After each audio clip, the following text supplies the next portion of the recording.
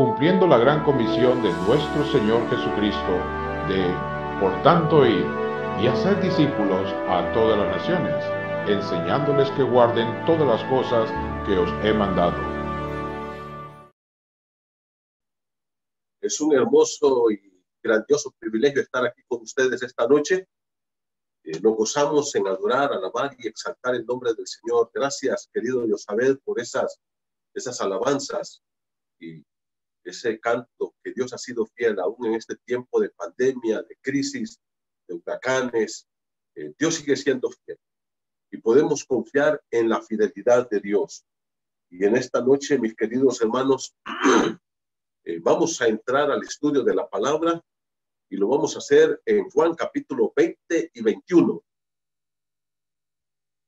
Llegamos a la conclusión de este estudio de la palabra del Señor.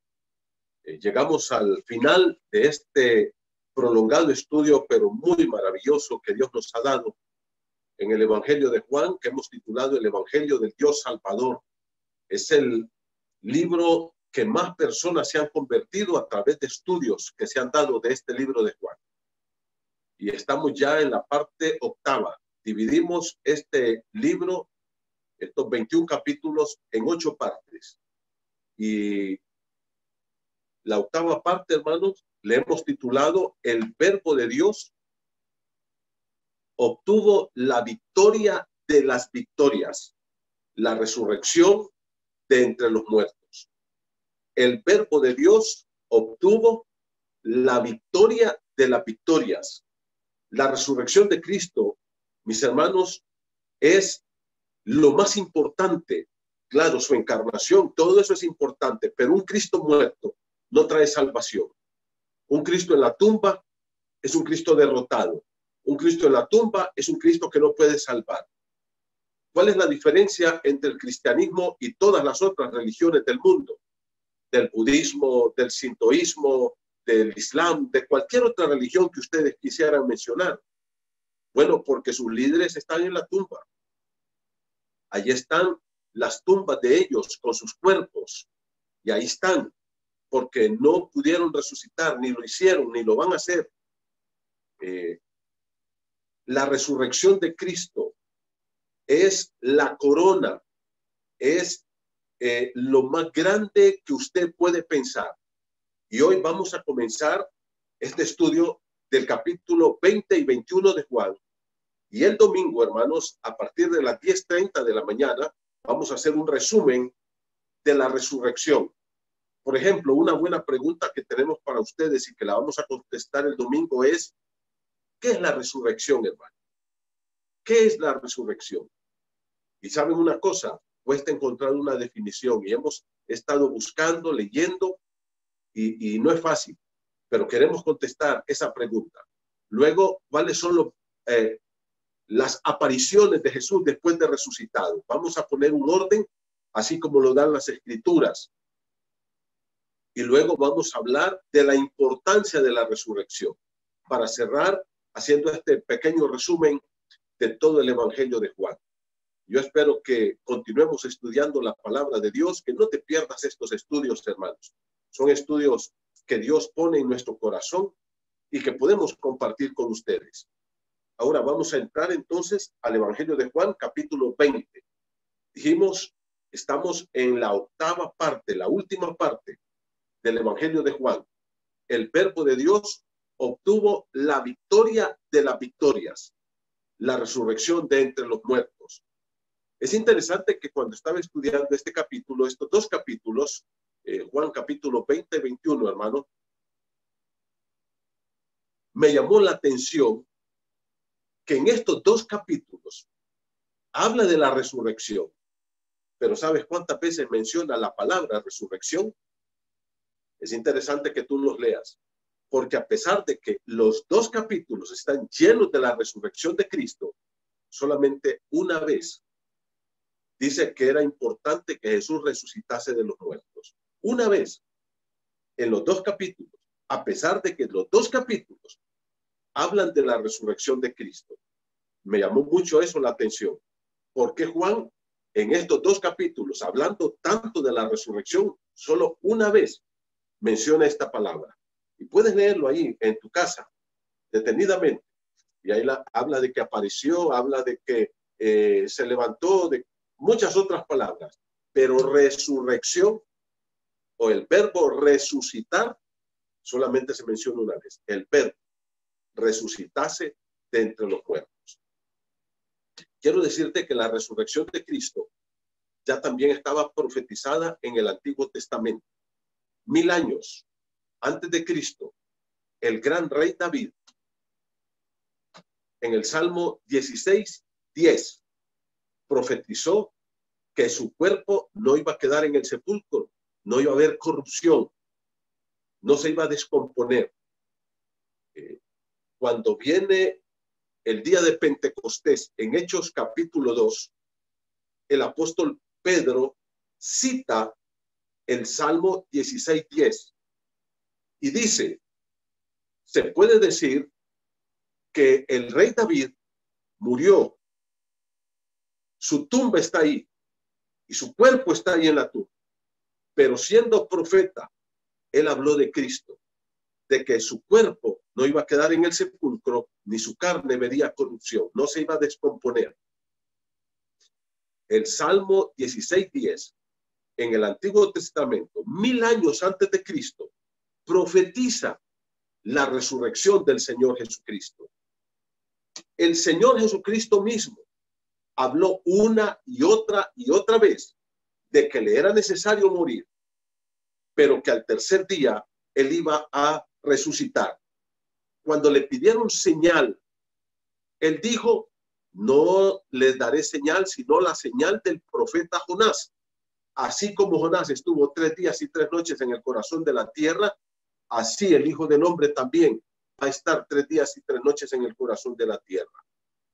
Ahora también, hermanos, en muchas ocasiones, Jesús les dijo a sus discípulos, me van a volver a ver, bien momentos de tristeza, de dureza, difíciles, pero se alegrarán cuando me miren de nuevo.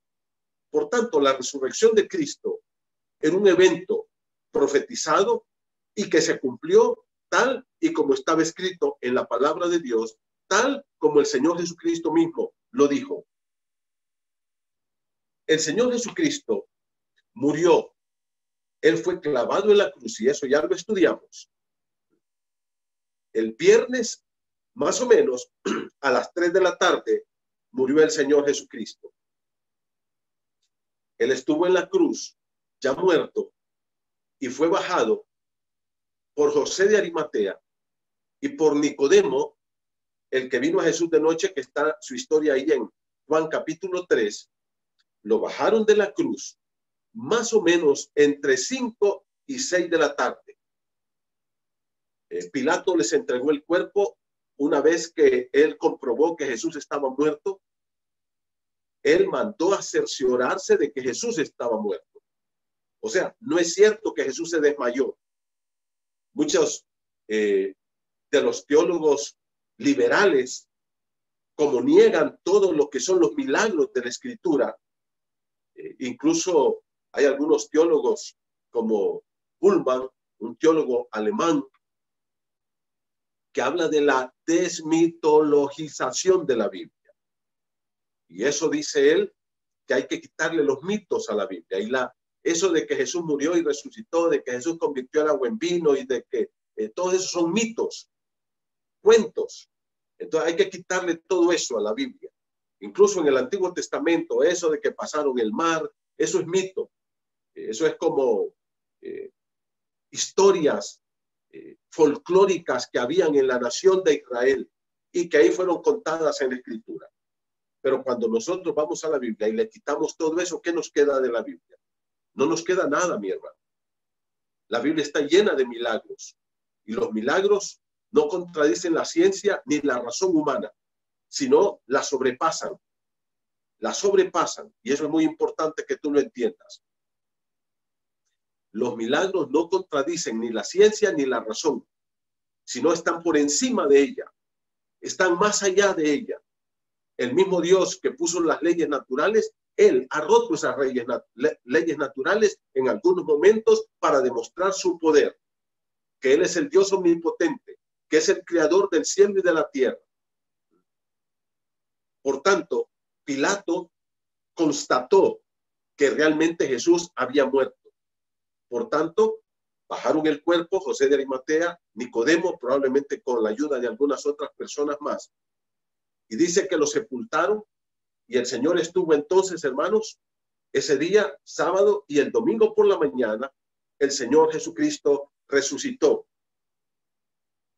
El Señor Jesucristo se levanta victorioso el primer día de la semana. Mire conmigo, por favor, Juan capítulo 20, versículo 1. La palabra del Señor dice, el primer día de la semana, el primer día de la semana es el domingo. Ese es el primer día. Ese fue el día que el Señor Jesucristo resucitó. Y hermanos, no es cierto, como algunos opinan, queriendo defender que nosotros tenemos que guardar el sábado todavía, de que fue Constantino el que cambió eso y que allá por el año 300. No es cierto eso.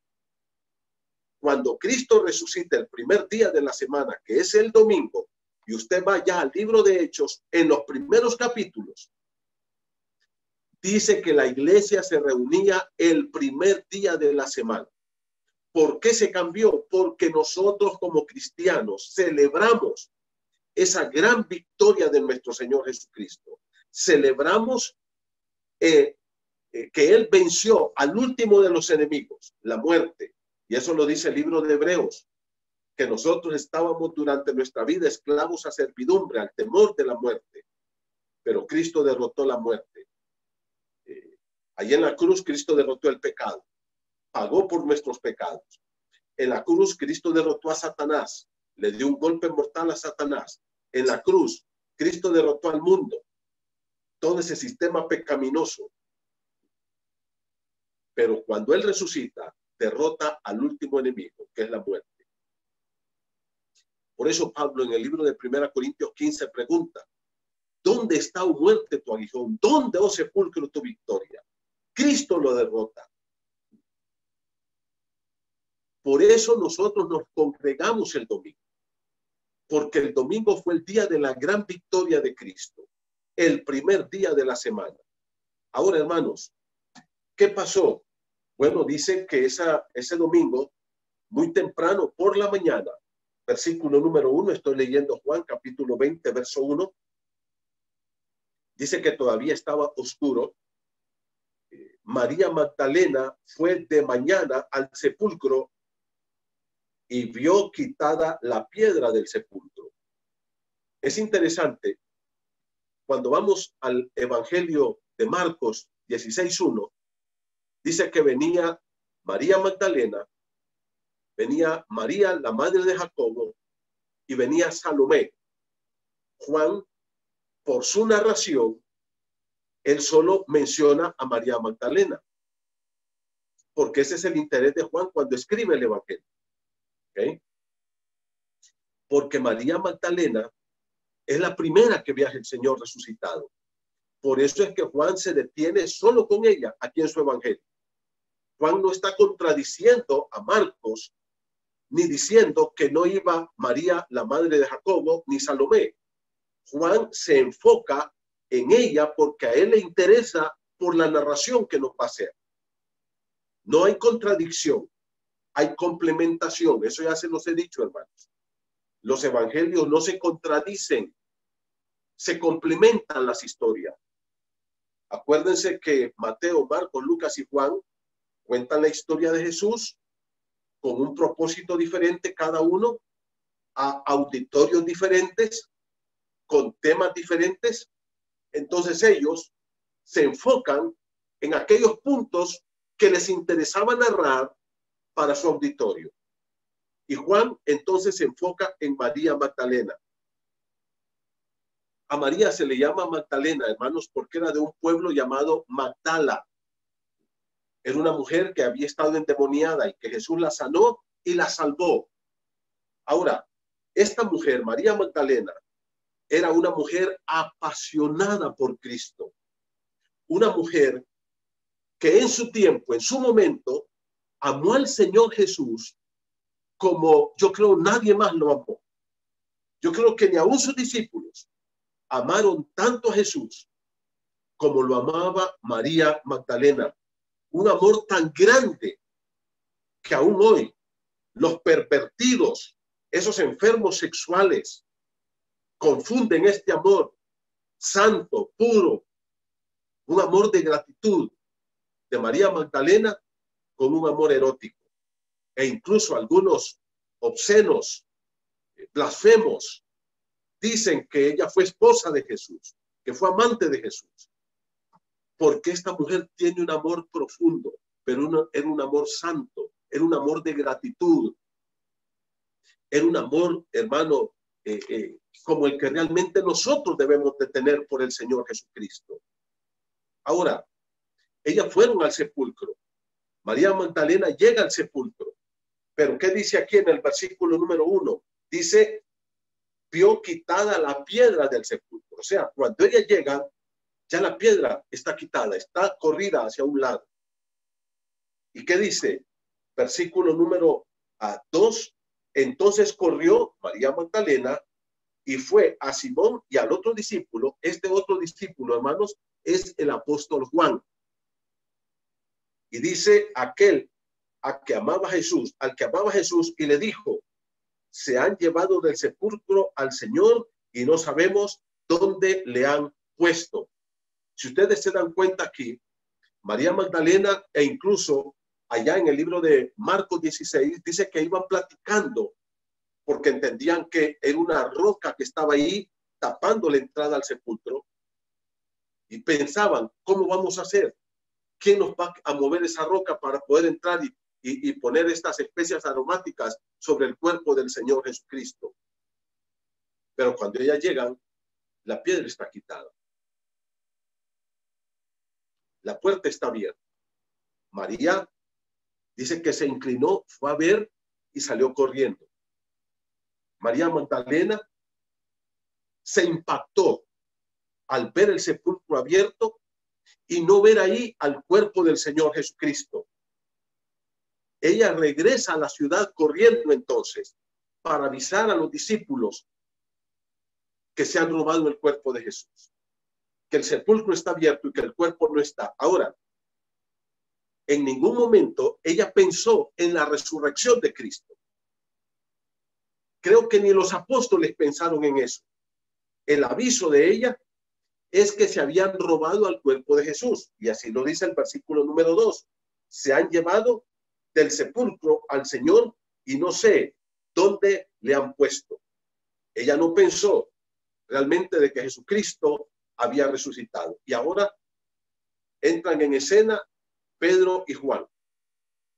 Investigan la noticia de María. Yo quiero que sigan leyendo conmigo porque entonces esto nos lleva a la segunda sección del verso 3 al verso 10.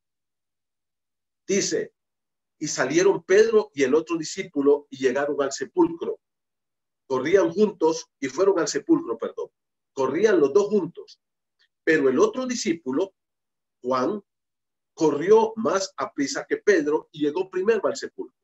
O sea, la noticia también los impacta a ellos. María Magdalena ha llegado angustiada, desesperada, llorando. Probablemente gritó. Era temprano en la mañana. Es probable que hasta los haya levantado.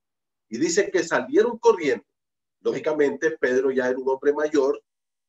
Probablemente era un hombre cincuentón ya.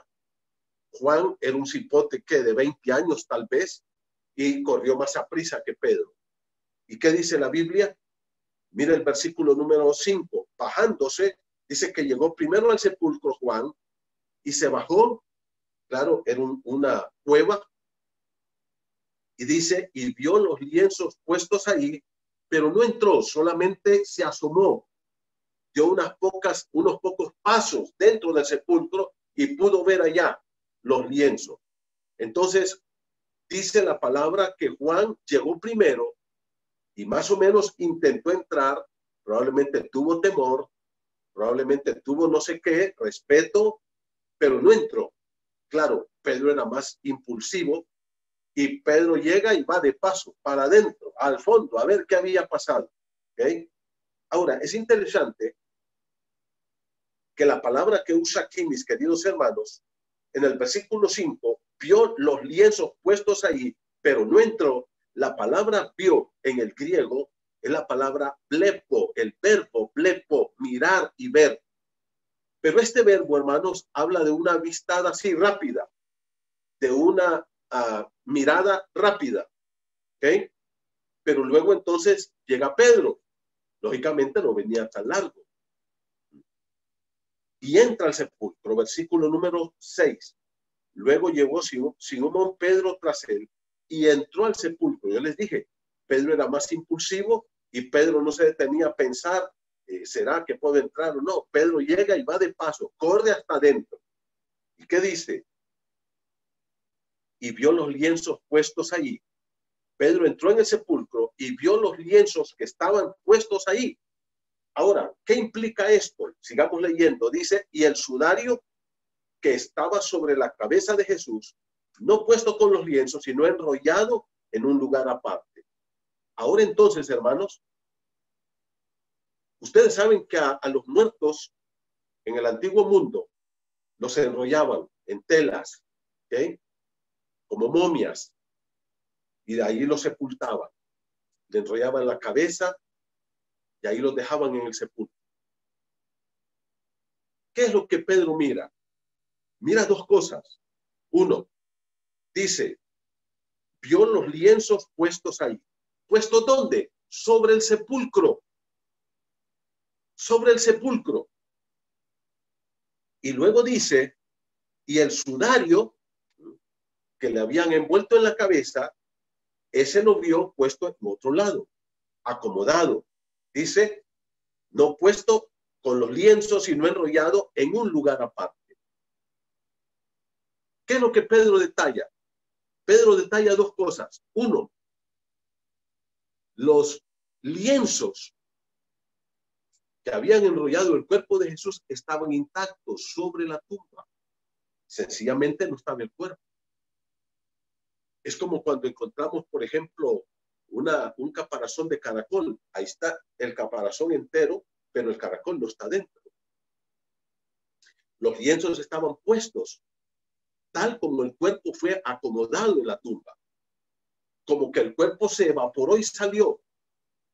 Entonces, cuando Jesús resucita, se sienta en algún lado o se para, se quita los lienzos, el sudario, y lo pone a un lado. Lo pone a un lado. Pero los lienzos quedan intactos. Y Juan y Pedro observa eso. Conclusión, el cuerpo de Jesús no ha sido robado. Porque si se hubieran llevado el cuerpo, ¿cómo dejaron eso ahí? Algo ha pasado. Algo ha ocurrido. El cuerpo no fue robado. No se llevaron el cuerpo. Ahora, mire cómo dice el versículo número 8. Entonces, entró también el otro discípulo. Ahora Juan entra. Allá se pone al lado de Pedro y dice, el que había venido primero al sepulcro y vio y creyó. ¿Qué fue lo que vio? Ahora Juan observa lo mismo que Pedro ha observado. La manera ordenada en que se encontraban los lienzos ahí puestos, exactamente así como pusieron el cuerpo de Jesús. Esa es una evidencia que había algo que había ocurrido. Si ladrones se hubieran llevado el cuerpo, si los soldados romanos lo hubieran sacado, si los sacerdotes lo hubieran mandado a sacar, o cualquier persona, se hubieran llevado todo. No hubieran dejado eso así ahí. Y ahora entonces dice el versículo 8 al final, y vio y creyó. En Juan, capítulo número 20 y versículo número 5, dice, vio los lienzos. Pero él no determinó exactamente qué había pasado. Blepo es el verbo ahí, en el griego. Ver, a vuelo de pájaro, algo rápido. Pero en el versículo número 8, otra vez dice, vio, pero ya no usa el verbo blepo. Ahora el verbo es orao, en el griego del Nuevo Testamento. Hermanos, tristemente, los dos verbos se traducen ver o mirar, pero son diferentes. Orao literalmente quiere decir fijarse bien, discernir claramente qué pasó, hacer una observación exhaustiva, es detenerse. El primer verbo, blepo, una mirada rápida. Pero cuando ya Juan baja y examina la escena, orao, dice, wow, aquí ha pasado algo. El cuerpo no se lo han robado. Y dice, y vio y creyó. Ahora, mire cómo dice, porque aún no habían entendido la escritura que era necesario que él resucitase de los muertos. Esta es la única vez que menciona resurrección en estos dos capítulos, la única. Y luego dice, y volvieron los discípulos a los suyos. Hermanos, yo no me explico cómo los discípulos no se quedan ahí. Algo ha pasado. Esto no está normal. Esto no es algo rutinario. Hay algo extraordinario ahí. Pero Pedro y Juan salen del sepulcro y se van a la ciudad. No dice que fueron a hacer. Y aquí entramos a una tercera escena. Primera escena, María Magdalena en el sepulcro. Ella descubre que la piedra está movida y que no está el cuerpo. Sale corriendo y avisa de que Jesús no está en la tumba y que el cuerpo se lo han llevado. Vaya donde los apóstoles, Pedro y Juan vienen corriendo, hacen un examen de la escena, van hasta dentro del sepulcro y el hecho de ver detenidamente la escena, los lienzos ahí bien colocados, enrollados, así como pusieron el cuerpo de Jesús, el sudario puesto allá aparte, es una evidencia de que algo extraño ha ocurrido. El cuerpo no se lo han robado. Nadie se llevó el cuerpo. Y vio, dice Juan, y creyó. Y se va. Y no dice más. Ahora aparece otra vez la tercera escena. María Magdalena de nuevo. Y esto me llama mucho la atención, mis hermanos. Me llama mucho la atención. Del 11 al 18. Jesús aparece por primera vez después de resucitar. ¿Y a quién le aparece? No le apareció a Pedro. No le apareció a su hermano Jacobo, ni a Judas. No le apareció a Juan, su discípulo amado.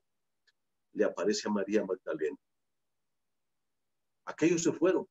Es más, las otras mujeres ni se menciona qué hicieron. ¿Y qué pasó, mi hermano? Jesús aparece a María Magdalena. Es importante observar que sus discípulos se fueron, que regresaron tranquilamente a la ciudad, pero María se queda en el sepulcro. María está dolida profundamente. María está compungida hasta las lágrimas. Está angustiada. Ama tanto a Jesús que aunque ya está muerto, que ya no hay esperanza, ella está con un dolor profundo en su corazón. ¿Cuántos de nosotros tenemos ese amor profundo por Jesús? Probablemente María debió haber dicho, bueno, ya se murió Jesús, ya no hay nada que hacer, esto está terminado, se perdió la esperanza, ya no hay oportunidad, nos defraudó Jesús, pero María no es ese tipo de mujer. María se queda en el sepulcro, angustiada, llorando, quebrantada. Versículo 11, pero, y fíjense qué interesante que Juan usa un pero aquí, conjunción adversativa. Aquellos se fueron, pero María hizo lo contrario. María se queda. Estaba afuera llorando, desconsoladamente. y estaba junto al sepulcro. Primero, dice, se inclinó para mirar dentro del sepulcro.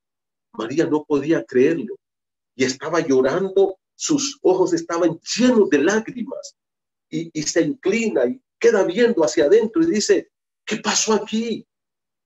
Ella no ha entendido lo que ha pasado todavía. Y dice que allá adentro miró dos ángeles, versículo 12, con vestiduras blancas, que estaban sentados, uno a la cabecera y el otro a los pies, donde había sido puesto el cuerpo del Señor Jesucristo. Pero luego dice que Jesús mismo se aparece a María. Versículo número 13. Bueno, los ángeles le dicen, mujer, ¿por qué lloras? Y ella les dijo, porque se han llevado a mi Señor y no sé dónde le han puesto. Hermanos, esto a mí me conmueve y quiero decirles sinceramente, me conmueve hasta las lágrimas casi. María les dice a los ángeles, se han llevado a mi Señor.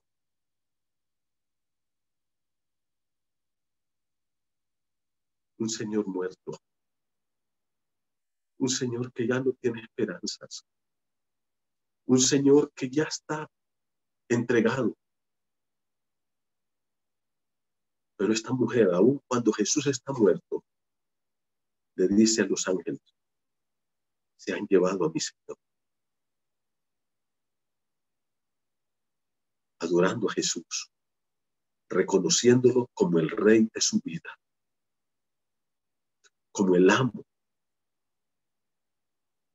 Queridos hermanos, ¿quién es Jesús para nosotros?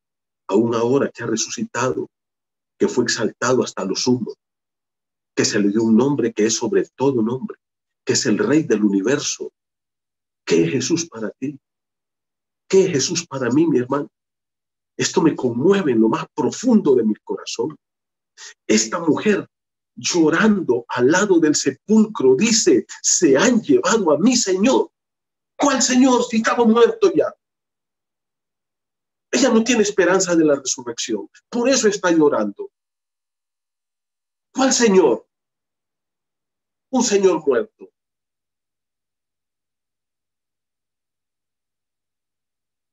Pero para María seguía siendo su Señor. El amor de su corazón. El ser más importante de su vida. Aunque ya estaba muerto, hermano. Ella no sabía que Jesús ya había resucitado. Para ella Jesús seguía muerto. Pero ese Señor, ese Jesús que había muerto, seguía siendo su Señor, su Rey, su amo, el amor de su vida, su Salvador. Y nosotros, con un Cristo vivo y resucitado, lo seguimos pisoteando, seguimos traicionando, seguimos siendo rebeldes. Qué terrible, qué terrible. Cuando estaba estudiando esto, les digo, me cuesta contenerme. Me cuesta contenerme. Se han llevado a mi Señor y no sé dónde le han puesto.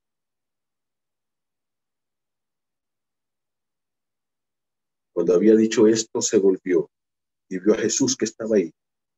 Pero sus lágrimas, sus ojos están tan bañados de lágrimas que ella no lo distingue. Y dice la Escritura que Jesús le dijo, mujer, ¿por qué lloras? ¿A quién buscas? Y ahora yo quiero que miren de nuevo la respuesta. Ella, pensando que era el hortelano, o sea, el que cuidaba el cementerio, le dijo, Señor, si tú te lo has llevado, dime dónde lo has puesto y yo lo llevaré. Esta mujer no sabe que está hablando con Jesús. Y llorando, desconsolada, le dice, pensando que era el que cuidaba el cementerio,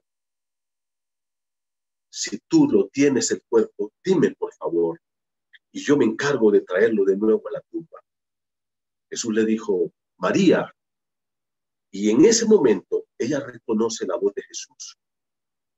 Y volviéndose, entonces lo reconoce. Me imagino que se limpió sus ojos y vio a Jesús. A ese ser que ella ama tanto. Y le dice, Raboni, que quiere decir maestro. Y Jesús le dice, no me toques, man. Ella se quería tirar. Ella quiere abrazarlo. Ella quiere besarlo a Jesús. Y le dice, no me toques, María, porque no he subido a mi Padre. Mas ve a mis hermanos y diles, subo a mi Padre, a vuestro Padre, a mi Dios y a vuestro Dios. Ahora Jesús la manda a ella, a que ella dé la buena noticia de que Jesús no es que se lo robaron, sino que Jesús ha resucitado. Y María Magdalena fue a dar a los discípulos las buenas nuevas, que había visto al Señor. No dice que Jesús resucitó, que ella lo había visto y que le había dicho todas estas cosas. Y esto nos lleva entonces a otra escena. Claro, en medio, esto ocurrió más o menos a las 6 de la mañana, mis hermanos.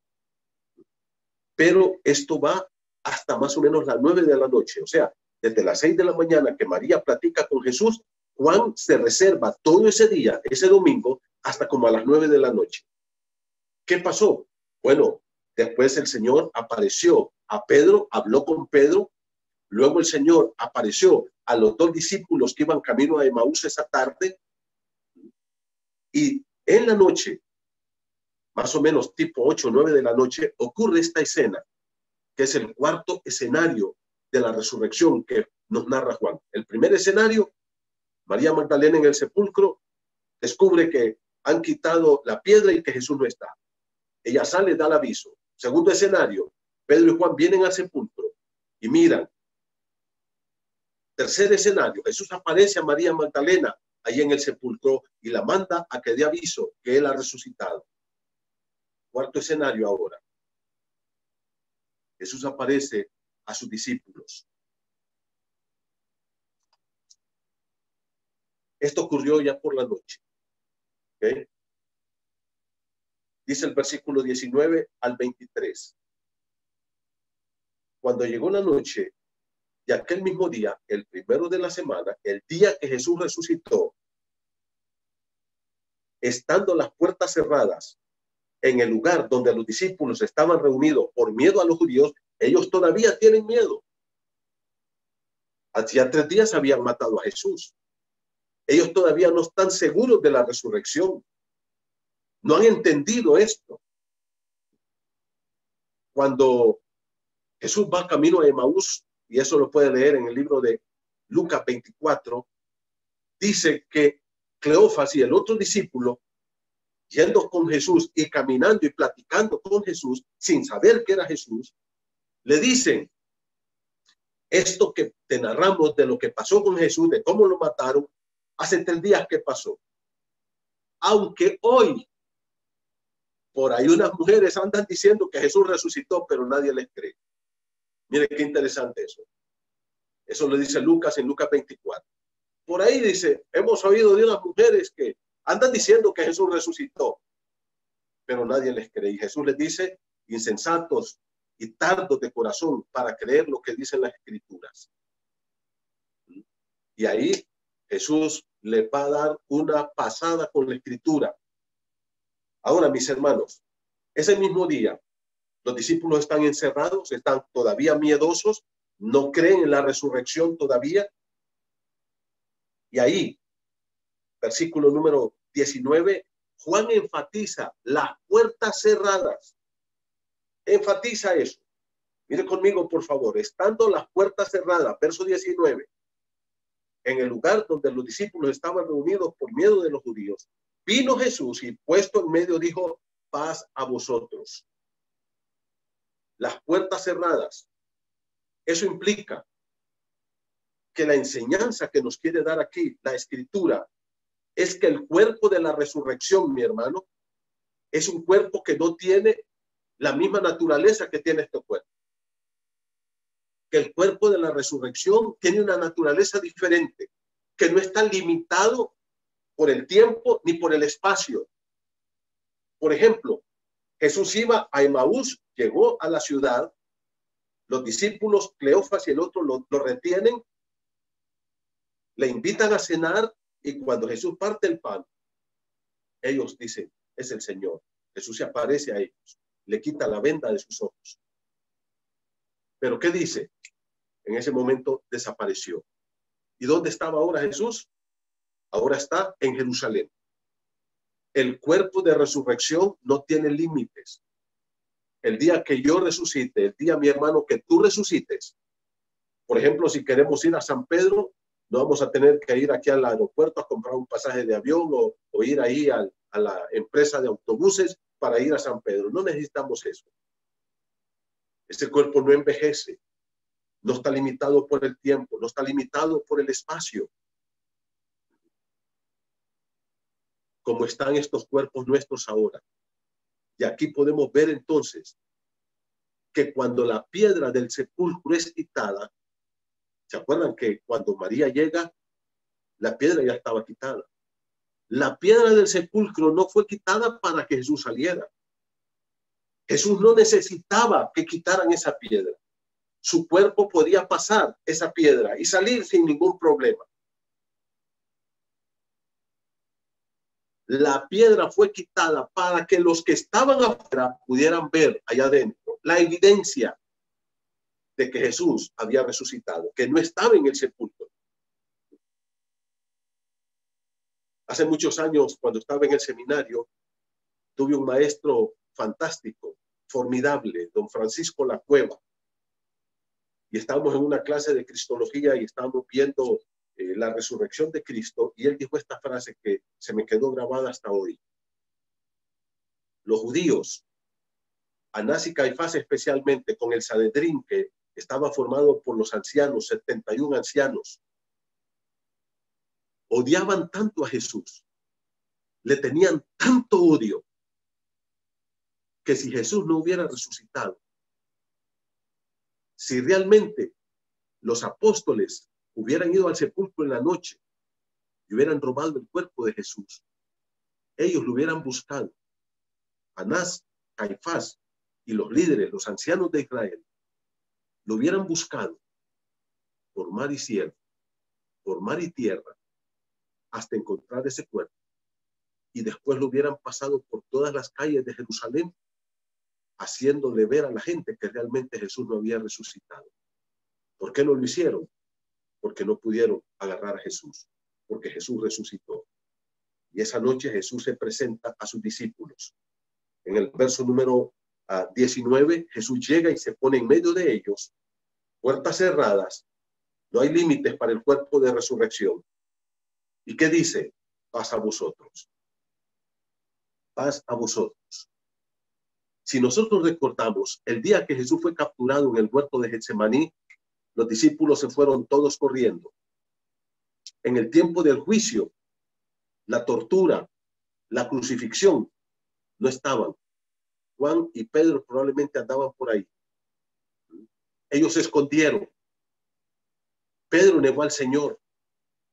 Ellos estaban aterrados, estaban estresados, avergonzados después. Me imagino que una vez que ya había pasado esto, más o menos este domingo, se encontraban avergonzados, con sentimientos de culpa, porque habían abandonado a Jesús. Se encontraban desmoralizados, y eso lo dijeron los discípulos que iban camino a Emaús en Lucas 24.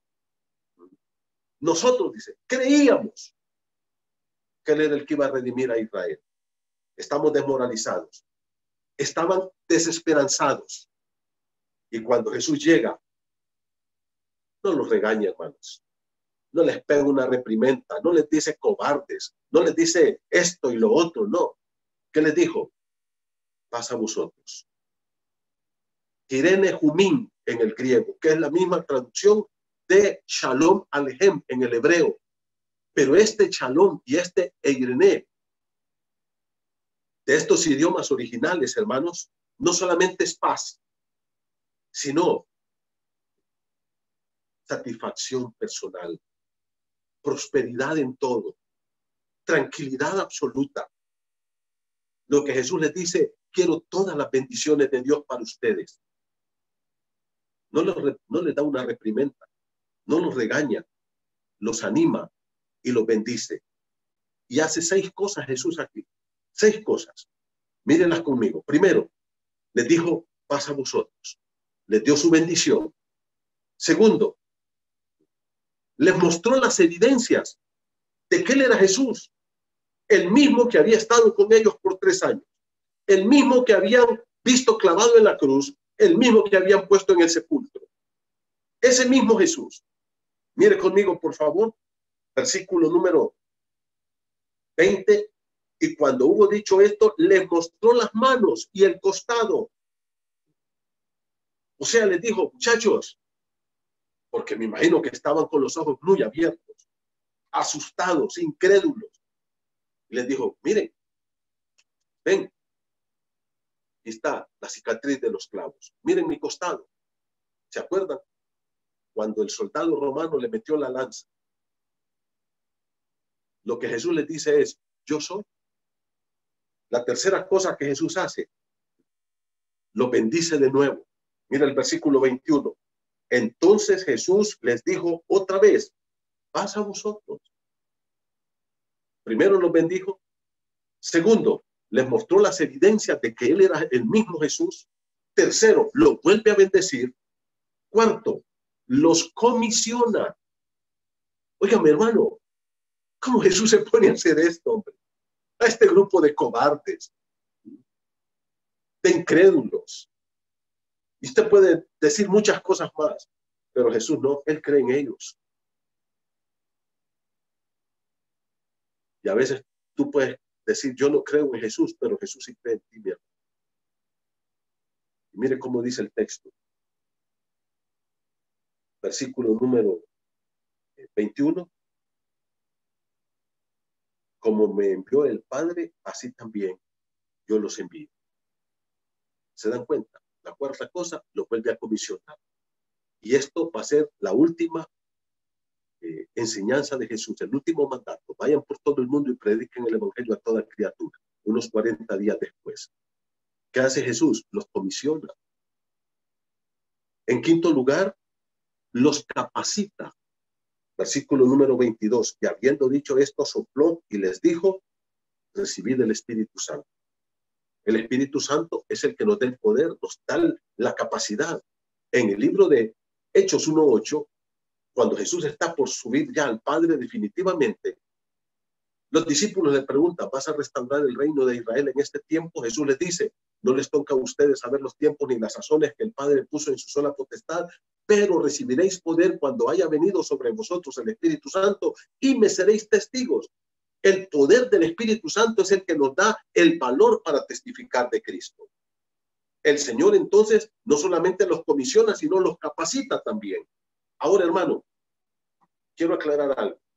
¿Por qué Jesús sopla y les dice recibid el Espíritu Santo?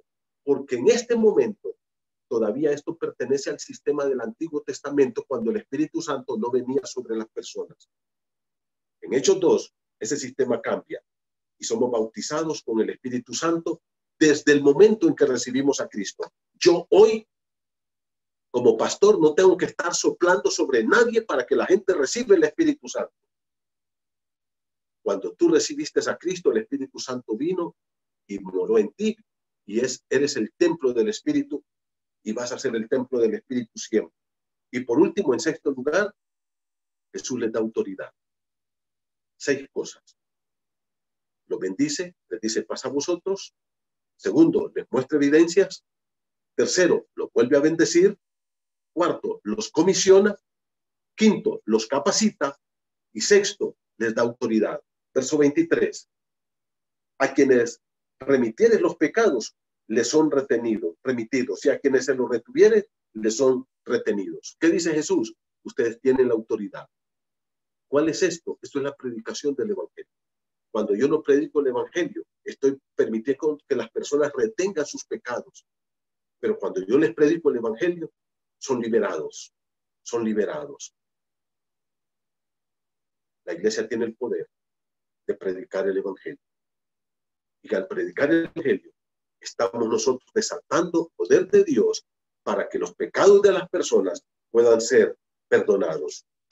Y esto nos lleva a la última sección, aquí, por lo menos en este libro, cuando 8 días después, o sea, el siguiente domingo, otra vez están los discípulos y Jesús se aparece.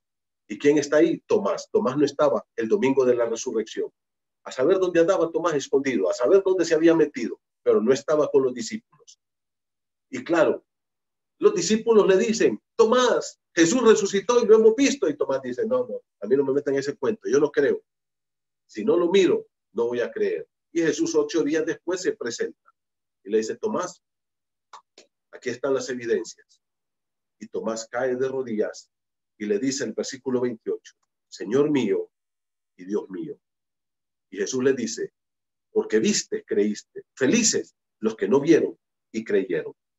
Ahora, mis queridos hermanos, en el capítulo 21 de Juan, otra vez narra otra aparición de Jesús a 7 de los apóstoles, allá en el mar de Galilea.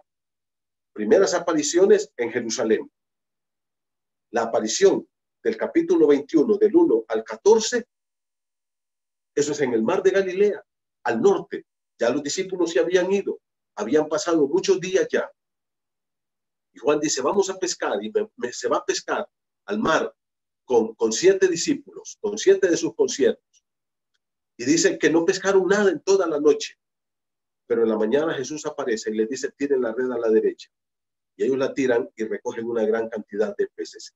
Y Juan le dice a Pedro, Pedro, es el Señor. Y se acordaron la primera pesca, hacía 3 años atrás. En ese momento se tiran y se van a comer con Jesús. Y Jesús comió con ellos. El cuerpo de la resurrección es un cuerpo normal, pero en otro ámbito, en otra esencia. El día que yo resucite, voy a resucitar así como estoy. No tengo más expectativas de que Dios me haga más guapo, hermanos. Vamos a ser así como estamos. Nos vamos a conocer. Vamos a poder platicar y comer y estar juntos, así como Jesús. Y esto trajo fortaleza a la vida de sus discípulos. Al final, el Señor comisiona a Pedro y le dice, lo restaura y lo comisiona. Pedro, ¿me amas? Ese mismo día. Y Pedro le dice, sí, Señor, te amo. Pastorea mis ovejas. Y luego le pregunta, Pedro, ¿me amas? Sí, Señor. Pastorea mis corderos. Y luego una tercera vez, Pedro, ¿me amas? Sí, Señor, tú lo sabes todo, tú sabes que te amo. Pastorea mis ovejas. Hermano, Pedro fue restaurado por Jesús, por ese Jesús resucitado. Y luego fue comisionado y el Señor se fue al cielo. Y el domingo vamos a cerrar todo esto preguntando, ¿qué es la resurrección? ¿Cuál fue el orden de las apariciones de Jesús en la resurrección? Y tercero, ¿cuáles son las bendiciones y los beneficios de la resurrección para todos nosotros? Queridos hermanos, me encanta cómo termina este libro. La palabra de Dios dice que Jesús resucitó, que Él apareció y comprobó de que realmente había resucitado. Yo quiero animarles a nosotros, a cada uno de ustedes, para que podamos poner a Jesús como el Rey de nuestra vida. Ese Cristo resucitado, ese Cristo victorioso, que nos da su victoria. La victoria del cristiano no está en mí mismo, está en Cristo. Vamos a ver todas las bendiciones que tenemos a través de la resurrección. Yo espero que Dios los bendiga y que pongamos a Cristo como el Rey de nuestra vida. Él fue exaltado hasta lo sumo. Se le dio un nombre que es sobre todo nombre, para que en el nombre de Jesús se doble toda rodilla de los que están en el cielo, en la tierra y debajo de la tierra, y que toda lengua confiese que Jesucristo es el Señor, para gloria de Dios Padre. Confesemos a Cristo, pongámonos como el Rey, amo, dueño y Señor de nuestra vida. Pongámonos como esclavos de Cristo, como súbditos de Él, en una vida de obediencia, rendida a Él completamente. Yo espero que Dios le bendiga. Vamos a terminar con oración. Padre querido, gracias por este tiempo hermoso. Señor, en el nombre de Jesús, te clamo para que tú perdones esa indiferencia, esa apatía, y que como María Magdalena podamos nosotros llevar una vida de sumisión a Cristo. de obediencia, de rendimiento al Señor, y que te amemos con todo el corazón, con todo el alma y con toda nuestra mente. Señor, gracias por esta noche. Bendice tu pueblo en el nombre de Jesús. Amén. Hermano, mañana los jóvenes se van a reunir temprano en el club bíblico de la Iglesia Bíblica El Molino.